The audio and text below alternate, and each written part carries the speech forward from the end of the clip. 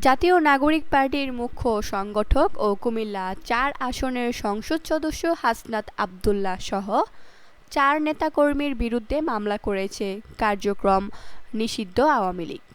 শুক্রবার লন্ডনের ক্যামব্রিজ থানায় মামলাটি করা হয়। মামলার জন্য আসামিরা হলেন এনসিপি নেতা এহতেশাম হক, জাকির চৌধুরী ও শাহীন আলম। তাদের মধ্যে জাকির চৌধুরীকে জিজ্ঞাসাবাদের জন্য থানায় নিয়ে গেছে পুলিশ। এছাড়াও অজ্ঞাতনামা কয়েকজনকে আসামি করা হয়েছে।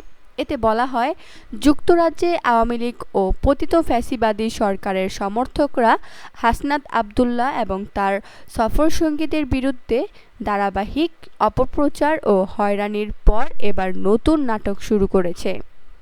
তারা হাসনাত আব্দুল্লাহ, এহতেশাম হক, জাকির চৌধুরী, শাহীন আলম সহ আরও কয়েকজনের বিরুদ্ধে আওয়ামী লীগের নেতাকর্মীদের বেধড়ক পেটানোর অভিযোগ এনে থানায় মামলা করেছে। এর মধ্য দিয়ে যুক্তরাজ্য পুলিশের মূল্যবান সময় নষ্ট করার অপচেষ্টা চালাচ্ছে।